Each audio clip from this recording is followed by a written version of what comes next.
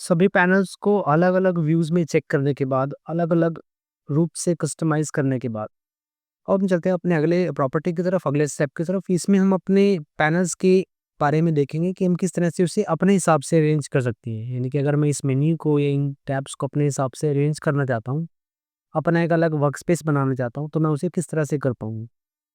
इसके लिए सबसे पहले एक बात आपको याद रखनी होगी कि कई सारे डिफरेंट पैनल्स हमारे पास फ़ोटोशॉप में अवेलेबल हैं, जो कि डिफरेंट स्क्रीन रेज़ोल्यूशन के हिसाब से मैनेज किए जाते हैं। एग्ज़ाम्पल के लिए आप इसकी रिस्पॉन्सिवनेस को कुछ इस तरह से देख सकते हैं। मैं यहाँ पर आपको इसे इसकी विड्थ वाइज़ इसे छोटा करके दिखाता हूँ।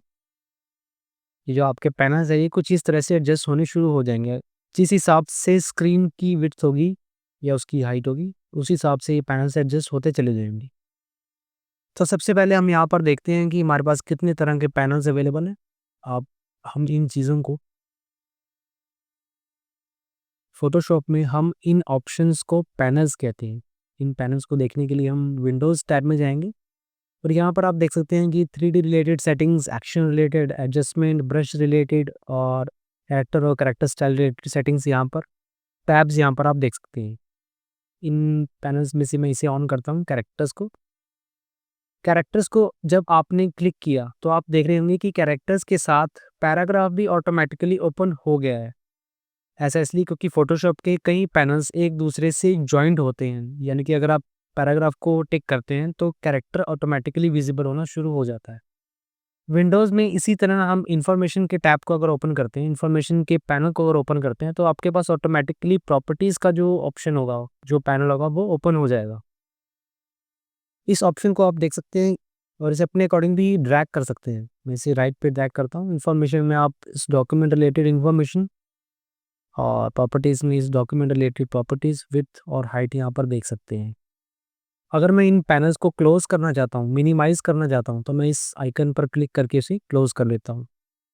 इसे मैं अगर दोबारा विज़िबल करना चाहता हूँ, शो करना चाहता हूँ, तो आप इस पे क्लिक करूँगा। आप यहाँ पर प्रॉपर्टीज़ देख पाएँगे और इन्फॉर्मेशन के टैब पर आप क्लिक करते हैं, तो आप देखते हैं ये जो पोज़ीशन है इस डार्क बैकग्राउंड की, वो कुछ चेंज हो जाती है। इस तरह से मैं क्लिक करता हूँ इसे, आप देख सकते हैं यहाँ पर स्क्रीन पर।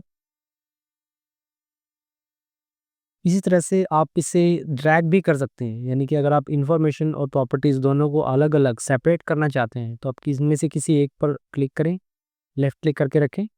मैं उसे ड्रैग करता हूँ एंड मैं उसे यहाँ एडजस्ट करना चाहता हूँ, तो मैं इसे यहाँ पर इस पोज़ीशन पर डिफ़ाइन करता हूँ और लेफ़्ट क्लिक को छोड़ देता हूँ। तो आपका जो पैनल रहेगा वो यहाँ पर एडजस्ट हो जाएगा। अगर आप इसे पॉपअप विंडो की तरह यूज़ करना चाहते हैं, यानी कि आपके पास ये फ्लोटिंग विंडो के रूप में विज़िबल हो, तो आप सिंपली उसे यहाँ से निकाल के बाहर कहीं भी उसे छोड़ दीजिए और उसकी आइकन को ओपन करने के लिए एक्सपैंड पैनल के इस आइकन पर क्लिक करें और यहाँ पर आप पैनल को देख पाएँगे एक्सपैंड होता हुआ और मिनिमाइज़ के लिए इसे क्लिक करें। इसे वापस मैं लेता हूँ। आप यहाँ पर ये जो ड्रैग का आइकन है, इसे क्लिक करके ड्रैग कर सकते हैं। फ़ोटोशॉप में अगर आप इन पैनल्स को हाइड करना चाहते हैं, ये राइट वाले और ये टूल बार इसे भी, तो आप कीबोर्ड पर टैब बटन को क्लिक करेंगे, तो ये कुछ इस तरह से हाइड हो जाएँगे और उसे दोबारा विज़िबल करने के लिए आपको टैब दोबारा क्लिक करना होगा। लेकिन अगर आप चाहते हैं कि आपका टूल बार फिक्स रहे, ये आपको दिखे, तो इसके लिए आपको शिफ्ट प्लस टैब पर क्लिक करना होगा, तो इससे आपका जो राइट पैनल है ये डिसेबल हो जाएगा। उसे दोबारा अगर क्लिक करेंगे शिफ्ट प्लस टैब को, तो आप दोबारा से उसे देख पाएँगे।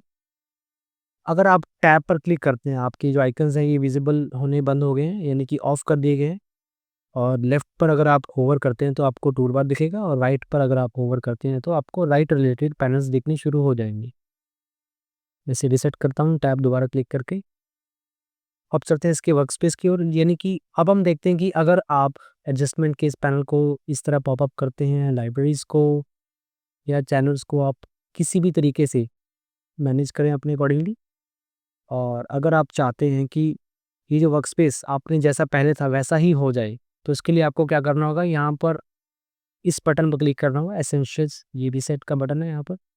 तो यहाँ पर आपको टॉप राइट में इस बटन पर क्लिक करना होगा। इस बटन पर क्लिक करने के बाद आपको रीसेट एसेंशियल पर क्लिक करेंगे तो ये आपका पैनल का जो इंटरफेस है वो रीसेट हो जाएगा। यानी कि बाय डिफ़ॉल्ट जो आपके पास फ़ोटोशॉप ने जो आपको प्रोवाइड किया था, ये पैनल कुछ उस हिसाब से आपको प्रेज़ेंट होना शुरू हो जाएगा।